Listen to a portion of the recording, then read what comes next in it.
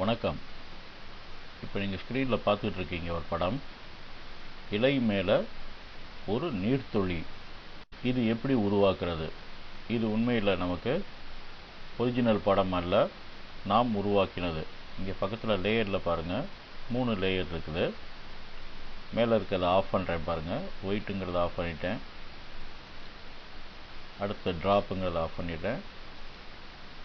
இலை மறைஞ்சாச்சு. ட்ராப் ஒரு லேயர், அது மேலே ஒயிட்டுன்னு வச்சோன்னா உங்களுக்கு அந்த டாட்டு ஒயிட்டு தெரியுது. இப்போ நமக்கு இலை மேலே ஒரு துளி நீர். இந்த காலம்பரை பார்த்தீங்கன்னா பனித்துளி இப்படி நிற்கும், இல்லாட்டி மழை பெஞ்சு ஓஞ்ச பிறகு மேலே நிற்கும். ஸோ இது போன்ற அமைப்பை எப்படி உருவாக்குறது? இப்போ இதில் ஒரு துளி தான் இருக்குது. நான் இன்னொரு படம் உருவாக்கி வச்சுருக்கிறோம். இதில் பாருங்கள், 3 துளி நீர், ஒரு துளி இல்லாமல் பக்கத்தில் 2 சின்ன துளி, இன்னும் இயற்கையாக இருக்கும். இது இல்லாமல் இந்த கீழே இருக்கக்கூடிய இலைய துளி. ஸோ இதை எங்கே வேணுமோ நீங்கள் நீர்த்துளி வேணுமோ அதை அமைச்சுக்கலாம். இது எப்படி உருவாக்குறது? இப்போ நான் துவக்கி வச்சுருக்கேன். இந்த படங்களை க்ளோஸ் பண்ணிடுறேன்.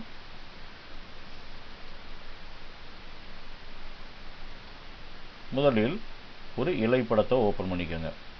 இந்த இலை முடிந்த வரைக்கும் கொஞ்சம் பெருசாக இருந்தால் நல்லது. சின்ன இலையை எடுத்திங்கன்னா அதில் சின்ன நீர்த்துளியாக வந்துடும். இப்போ நமக்கு இந்த பெரிய இலை வச்சுருக்கிறோம்.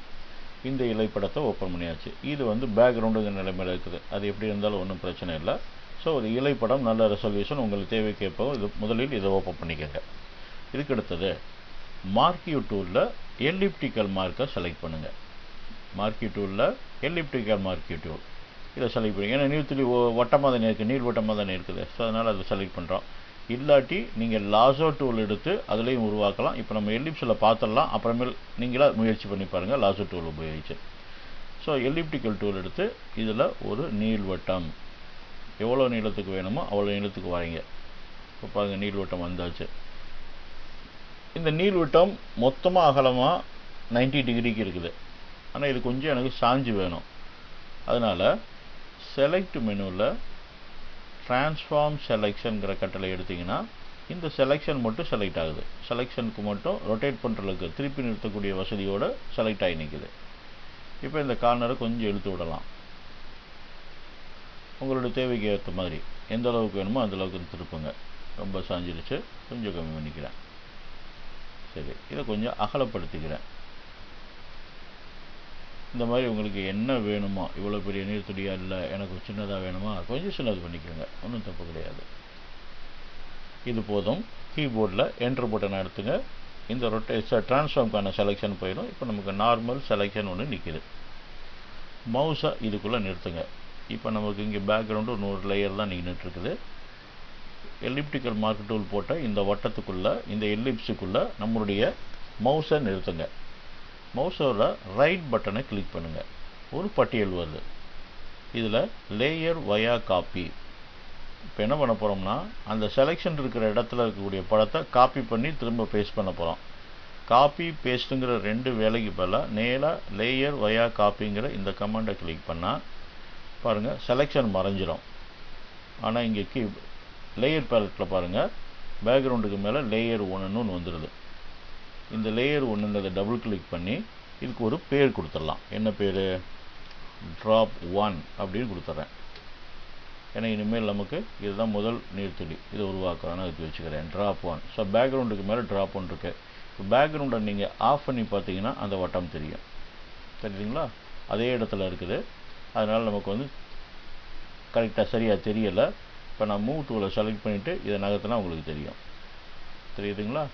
ஸோ அந்த பகுதி வட்டம் மட்டும் நமக்கு நிற்கிது. ஸோ நான் அதை அப்படியே விட்டுட்டு கண்ட்ரோல் இசட் பண்ண திரும்ப பழைய பொசிஷனுக்கு வந்துடும். அதே இடத்துல இருக்கணும், அதுதான் முக்கியமானது. சரி, இப்போ நான் கண்ட்ரோல் பட்டனை, கீபோர்டில் கண்ட்ரோல் பட்டனை அமுத்திக்கிட்டு இந்த தம்ப்நெயில் மேலே ஒரு கிளிக் பண்ணுறேன். லேயரில் இருக்கக்கூடிய இந்த ட்ராப் 1ங்கிற தம்ப்நெயிலில் கிளிக் பண்ணோன்னா மீண்டும் செலெக்ஷன் வந்துடுது. செலெக்ஷன் நம்ம மறைஞ்சிருந்தது, இப்போ செலெக்ஷன் வந்துச்சு. இந்த இடம் தான் ரொம்ப முக்கியமான ஒன்று. செலெக்ஷன் கண்டிப்பாக இங்கு இருக்க வேண்டும். இதை வச்சுக்கோங்க. ஃபில்டர் மெனு, ஃபில்டர் மெனுவில் டிஸ்டார்ட்டில் ஸ்பரைஸ் இதை கிளிக் பண்ணுங்கள். இது என்ன பண்ணுதுன்னா, நம்ம செலெக்ஷன் இருக்கிற இடம் அந்த லேயரில் இருக்கக்கூடிய உருவத்தை ஜூம் பண்ணுது, உருப்பெருக்கி காமிக்குது. இங்கே பாருங்கள், இந்த மாடலில் இருக்குது. இதில் அமௌண்ட்டுங்கிறதுல 100 இருக்குது, அப்படியே கொடுத்துக்கோங்க. இப்போ நான் ஓகே கொடுத்த உடனே ஸ்க்ரீனில் இந்த இடத்த கவனிங்க, கொஞ்சம் உறுப்பு இருக்கும் மாறிச்சுங்களா. ஸோ இந்த இடம் மட்டும் கொஞ்சம் ஜூம் ஆகிருக்குது, இது பத்தலை, இன்னும் கொஞ்சம் கொடுத்துக்கோங்க. உங்கள் வேலைக்கு தகுந்த மாதிரி. நமக்கு இங்கே நீர்த்துளி நல்லா பெருசாக தெரியும். உள்ள நீர்த்துளிக்குள்ளே பார்த்தீங்கன்னா நீர்த்துளிங்கிறது ஒரு லென்ஸ் மாதிரி, மேக்னிஃபையிங் கிளாஸ் மாதிரி ஒர்க் ஆகும். ஸோ அதுக்குள்ளே இருக்கக்கூடிய உருவம் பெருசாக தெரியும். அதுக்காக நம்ம இன்னொரு மடங்கு கொடுத்துக்கிறோம். மீண்டும் திரும்ப கொடுத்துக்கிறேன். இப்போ நல்லா பெருசாகிடுச்சு. இதை ஆஃப் பண்ணிவிட்டு பாருங்கள், தெரியும் உங்களுக்கு டிஃபரன்ஸு. நல்ல பெருசாகிடுச்சு. சரி, இதோட இப்படி நிறுத்திக்கோங்க. ஸ்பரைஸ் கொடுத்தாச்சு, நம்மளுடைய அந்த உறுப்பு இருக்கிற வேலை முடிஞ்சாச்சு. இப்போ நமக்கு பேக்ரவுண்டுன்னு ஒரு லேயர், அடுத்தாப்பில் ட்ராப் 1ங்கிற லேயர் இருக்குது, அதில் நம்ம ஜூம் பண்ணி வச்சுருக்கிறோம். சரி, இப்போ அடுத்தாற்போல் செய்ய வேண்டியது என்ன, இது மேலே லேயர் மேலே டபுள் கிளிக் பண்ணுங்கள். லேயரில் தம்ப்நெயில் மேலே டபுள் கிளிக்கு, இல்லாட்டி இந்த லேயர் ஸ்டைலுங்கிற கமாண்டை செலக்ட் பண்ணோம். நான் இதை டபுள் கிளிக் பண்ணுறேன். ஸோ நமக்கு லேயர் ஸ்டைலுங்கிற இந்த பாக்ஸ் வந்தாச்சு. இந்த டயலாக் பாக்ஸில் பிளண்டிங் ஆப்ஷன்ஸ் அப்படிங்கிற பகுதியில் முதல்ல ட்ராப் ஷேடோ எடுத்துக்கோங்க. பாருங்கள், இலக்கு இங்கே வருது. இதில் நார்மல் மாற்றிக்கோங்க. இது 75 இருக்கட்டும். இங்கே 175 கொடுத்துக்கோங்க. அதாவது கோணம் 175 கொடுத்துக்கோங்க. இதில் ரொம்ப முக்கியமாக கவனிக்க வேண்டியது என்னென்னா, இந்த இலையில் பாருங்கள், சூரிய வெளிச்சம் நமக்கு இடதுகை பக்கம் இருந்து வருது. அதனால் இந்த நிழல் அமைப்பு எல்லாம் வலதுகை பக்கம் விழுந்துருக்குது. இந்த 2 இலைக்கு கீழே பாருங்கள், இதெல்லாம் நிழல் இந்த பக்கம் இருந்து. ஸோ சூரியன் இந்த டைரெக்ஷன்லேருந்து உள்ளே வருது. இந்த இடதுகை பக்கத்துலேருந்து சூரிய வெளிச்சம் இப்படி படுறதுனால நிழலெல்லாம் இங்கே இருக்குது. அப்போ நம்ம நிழலும் இங்கே தான் கொடுக்கணும், இந்த சைடில் வர்ற மாதிரி தான் கொடுக்கணும். நீங்கள் இந்த பக்கம் மாற்றி கொடுத்தீங்கன்னா இயற்கைக்கு புறம்பாக இருக்கும். அதாவது இப்போ மாற்றி காமிக்கிற பாருங்கள், இந்த பக்கம் கொடுத்தீங்கன்னா இது சரியில்லை. சூரிய வெளிச்சம் விடுற பக்கமே நிழல் விழுகாது, எதிர் பக்கம் தான் நிழல் விழுக போகுது. ஸோ அதனால் 175. இது உங்களுடைய வேலைக்கு தகுந்த மாதிரி என்ன வேணுமோ அதை நீங்கள் மாற்றிக்கங்க. இப்போ நம்ம செலக்ட் பண்ணியிருக்கிற இந்த இலை இப்படி இருக்கிறதுனால இதுக்குள்ளே கொடுத்துக்கிறேன். இந்த சைடுக்கு நிழல் போயிடுது.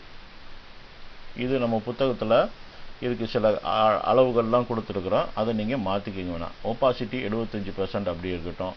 ஆங்கிள் 175 டிகிரி, டிஸ்டன்ஸு 3ன்னு மாற்றிக்கங்க. இதெல்லாம் இப்போ நான் கொடுக்குறது இந்த இடத்துல நம்ம உபயோகிச்சிருக்கிற இந்த படத்துக்காக. உங்கள் படத்துக்கு இன்னும் கொஞ்சம் அதிகமாக வேணுமா மாற்றிக்கங்க, தப்பு கிடையாது. Spread 9, spread 0, சைஸுங்கிறது 10 pixels. சரி, எல்லாம் கொடுத்தாச்சு. இதுக்கு மேலே வேறு ஒன்றுமே இல்லை. ட்ராப் ஷேடோ செலக்ட் பண்ணுறோம். Opacity 75%, angle 175, angle -175. இது ரொம்ப முக்கியமான ஒரு பகுதி, உங்கள் ஜாபுக்கு ஏற்ற மாதிரி மாற்றிக்கங்க. டிஸ்டன்ஸ் 3 கொடுத்துருக்குறேன். ஸ்ப்ரெட் 0, சைஸ் 10 பிக்சல்ஸ் கொடுத்துருக்குறோம். இப்படி இது ஓகே, இது இப்படி இருக்கட்டும். இதுக்கு அடுத்தது ஓகே கொடுக்கறதுக்கு முன்னாடி அடுத்தாப்பில் இன்னர் ஷேடோ. ஸோ இப்போ நம்ம ஷேடோ கொடுத்தோம், ட்ராப் ஷேடோ கொடுத்தோம். அதுக்கு அடுத்தது இன்னர் ஷேடோ. ஒரே சமயத்தில் 2 கொடுத்துட்டு அப்புறம் நம்ம வெளியில் போகலாம். இதில் அதே மாதிரி போய் ஒப்பாசிட்டியை 50 பண்ணுங்கள். Opacity 50, angle 175, -175. இது தேவைக்கு ஏற்ற மாதிரி பண்ணிக்கோங்க. 175, டிஸ்டன்ஸ் 10.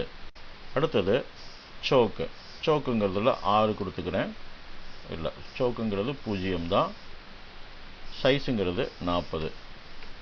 இந்த சைஸுங்கிறது தான் முக்கியம் இந்த பொறுத்த வரைக்கும். இது பாருங்கள், சைஸ் 40 கொடுத்தோன்னா இந்த வட்டத்திற்கு உள்ளே கொஞ்சம் நிழல் கிடைக்குது. இது ஜாஸ்தி கொடுத்தீங்கன்னா, அதாவது அதிகமாக கொடுத்தா, பாருங்கள் 80 கொடுக்குறேன், ரொம்ப அதிகமாக வந்துடும். நமக்கு நிழல் அவ்வளோ பெருசெல்லாம் வேண்டியதில்லை, உள்ள நிழல் விழுகிறது. ஸோ 40 கொடுத்துருக்கு. இது முடித்த பிறகு பாருங்கள், இது எதற்காக நாம் கொடுக்குறோங்கிறது உங்களுக்கு பூர்ணமாக புரியும். ஸோ இது கொடுத்தாச்சு, ஓகே. ட்ராப் ஷேடோ கொடுத்தோம், இன்னர் ஷேடோ கொடுத்தோம், 2 கொடுத்தாச்சு, முடிஞ்சது, அவ்வளோதான். இப்போ பாருங்கள், நமக்கு இந்த வட்டத்துக்கு சுற்றி வெளியில் ஒரு ஷேடோ, உள்ளேயும் லைட்டாக ஒரு ஷேடோ, 2 ஷேடோவும் கொடுத்து முடிச்சாச்சு. சரி, இப்போ இதுக்கு அடுத்தாற்போல் என்ன செய்ய வேண்டியது, டூல் பேலட்டில் டாஜ் டூல், இந்த செட்டில் பார்த்தீங்கன்னா டாஜ் டூல் இருக்கும். இதுக்கு இதில் முதல் டூல் டாஜ் டூலுங்கிறது செலக்ட் பண்ணிக்கோங்க. செலக்ட் பண்ணிட்டு இங்கே ஒரு 60 இருக்கட்டும், இந்த ஹார்ட்னஸ் லைட்டாகவே இருக்கட்டும். இந்த இலை பகுதியை ஜூம் பண்ணிக்கிறேன். அதாவது இந்த நீர்த்துளி பகுதியை ஜூம் பண்ணிக்கிறேன். ஜூம் பண்ணிவிட்டு இந்த வட்டம் கொடுத்தோம். நம்ம இந்த கீழ் ஓரத்தில் லைட்டாக ட்ராக் பண்ணுங்கள்.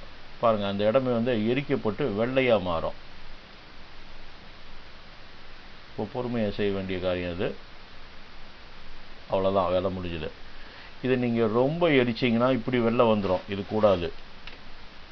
லைட்டாக ஓரத்தில், இந்த ஓரத்தில் கொடுத்தேன், எட்ஜு மறைஞ்சாச்சு.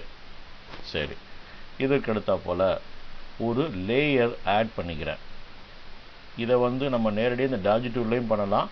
ஆனால் நீங்கள் இந்த முறை செஞ்சு பாருங்கள், விளைவு வித்தியாசமாக தெரியும். ப்ரஷ் டூலை செலக்ட் பண்ணிக்கோங்க.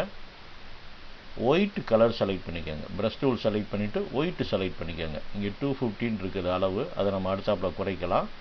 இதில் போய் ப்ரஷோட அளவு 250 வேண்டாம், நல்லா கம்மி பண்ணிவிடுங்க. மோஸ்ட் நோக்கி பாருங்கள், இவ்வளவும் வேண்டாம், போதும். ஒயிட் எடுத்துருக்குறோம்.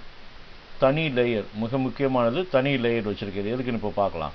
ஸோ இந்த இடத்துல இப்படி ஒரு சின்ன டாட், அவ்வளோதான். சின்ன டாட் இல்லாட்டி நீள்வட்டம், இவ்வளோதான். எதுக்காகனா அந்த ஒளி இது மேலே பட்டு திரிக்கிறதுங்கிறதுக்காக இதை மறைச்சிக்கிறேன் கொஞ்சம். அதாவது நீங்களே மனசில் கற்பனை செஞ்சு பாருங்கள், ரொம்ப முக்கியமானது. ஏன்னா சூரிய வெளிச்சம் எந்த பக்கம் இருந்து வருதோ அதுக்கேற்றது போல் இது கொடுக்குறோம் நம்ம. ஸோ லேயர்னு கொடுத்தாச்சு, தனி லேயராக நம்ம கொடுத்துருக்குறோம். இதுக்கு பேர் வேணாலும் மாற்றிக்கோங்க, ஒயிட்டுன்னு வச்சுக்கோங்க. ஸோ இந்த லேயர் கொடுத்தாச்சு. இதை நான் நகர்த்தி வச்சுக்கிறேன். ஸ்க்ரீனை சின்னது பண்ணியிருக்காங்க. நம்ம பேர் கிளிக் பண்ணோன்னே இந்த லேயர் பேரட்டுங்க நடுவில் ஓடியாந்துடுது. இப்போ நான் நகர்த்தி வச்சுக்கிறேன். ஒயிட்டுன்னு வச்சாச்சு. இப்படியே போய் ஃபில்டர், பிளர்ரு, காசியன் பிளர், இதை செலக்ட் பண்ணுங்கள். செலக்ட் பண்ணி இதில் வந்து 20ன்னு நிற்கிது, இவ்வளோ கூடாது. இது வந்து 3ன்னு மாத்திரேன். இது பாருங்கள், இந்த ஒயிட் வந்து அவுட் ஆஃப் ஃபோக்கஸ் மாதிரி மாறணும். 10 5 கொடுத்துக்கிறேன். போதும், இந்த அளவுக்கு போதும். ரொம்ப, அதாவது அந்த ஒயிட் இருக்கிற மாதிரி இருக்கணும், இல்லாத மாதிரி இருக்கணும், அந்த அளவுக்கு. இது உங்கள் வேலைக்கு தகுந்த மாதிரி மாற்றிக்கங்க. ஓகே கொடுத்துட்றேன். அவ்வளோதான் சார். இப்போ கண்ட்ரோல் டி போட்டுறேன். செலெக்ஷன் போயிடும். நம்முடைய நீர்த்துளி தயார். சரியாக வந்திருக்குங்களா? ஜூம் அவுட் பண்ணி பாருங்கள். இலை மேலே ஒரு பெரிய நீர்த்துளி. இதில் வந்து நம்ம இந்த ட்ராப் ஷேடோ கொடுத்ததும் இன்னர் ஷேடோ கொடுத்தது, அதுக்கடுத்தாப்பில் இந்த இடத்துல இந்த டாஜ் டூல் வச்சு கொடுத்தது, இந்த மேலே வச்சுருக்கிற இந்த டாட்ஸ், இந்த மாதிரி இந்த எல்லா செயல்பாடுகளும் சேர்ந்தவுடனே இந்த இடத்துல நீர்த்துளியினால் கீழே இலையினுடைய பகுதி உருப்பெருக்கி அந்த இடத்துல காட்டப்படுகின்ற ஒரு அமைப்பு கிடைக்குது. ஸோ இப்போ நமக்கு ஒரு நீர்த்துளி கிடைச்சாச்சு. இப்போ நான் ஒயிட் அண்ட் ட்ராப் என்னுடைய வேலைகள் சரியாக முடிஞ்சிருச்சுன்னு நிச்சயப்படுத்திக்கிட்டிங்கன்னா ஒயிட்டு ட்ராப் ரெண்டையும் சேர்த்து லேயரில் மெர்ஜ் லேயர் கொடுத்துருங்க, அந்த 2 மட்டும். ஸோ நமக்கு நீர்த்துளி இப்போ தயார். இப்போ நான் ஒயிட் ஆஃப் பண்ணுறேன். பாருங்கள், மறைஞ்சிருச்சு. அந்த ஒயிட்டுங்கிறதுக்கு போல் ட்ராப்னு பேரை மாற்றிக்கோங்க. 2-3 தடவை மாறும், பரவாயில்ல. ட்ராப் 1 கொடுத்துட்டேன். மீண்டும் இப்போ இதை நகர்த்தி வச்சுக்கோங்க. ஸோ ஒரு ட்ராப் வந்தாச்சு. எனக்கு இது 2வது ட்ராப் வேணும். இது மேலே ரைட் பட்டனை கிளிக் பண்ணுங்கள். ட்ராப் 1ங்கிற லேயர் மேலே ரைட் பட்டன் கிளிக் பண்ணி டூப்ளிகேட் லேயர், அதுக்கு பேர் கேட்கும், ஒரு பேர் கொடுத்துக்கோங்க. ட்ராப் 2. இப்போதைக்கு என்ன வேணாலும் பேர் கொடுத்துக்கோங்க. நம்ம கடைசியில் எப்படி மெர்ஜ் பண்ணிடுவோம் எல்லாத்தையும். இதை நகர்த்தி வைங்க. 2ம் பெருசு பெருசாக இருக்குது, இவ்வளோ பெருசு கூடாது. அதனால் கண்ட்ரோல் டி, டிரான்ஸ்ஃபர்மேஷன்ஸ். இந்த லேயரை அப்படியே சின்னது பண்ணிக்கோங்க. ஷிஃப்ட் பட்டன் அமுத்தி சின்னது பண்ணிங்கன்னா ப்ரொப்போஷனேட்டாக கிடைக்கும் உங்களுக்கு. துளி எனக்கு இது போதும்.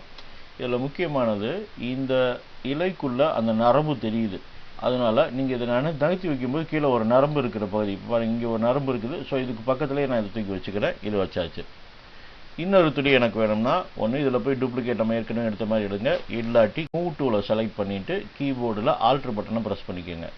பண்ணிவிட்டு இது மேலேயே நகர்த்தினீங்கன்னா அடுத்த துளி வந்துடும். இப்போ இது கொஞ்சம் ஆங்கிள் மாற்றணும். ஸோ டிரான்ஸ்ஃபர்மேஷன்ஸ் போட்டு லைட்டாக திருப்பிக்கோங்க. அந்த கீழே இருக்கக்கூடிய நரம்புக்கு இணையாக நாம் நிறுத்துகிறோம். வேணுமா? இதை இன்னும் கொஞ்சம் சின்னது பண்ணிக்கோங்க, தப்பு கிடையாது. எல்லாம் ஒரே சைஸில் கொடுக்க வேண்டாம்.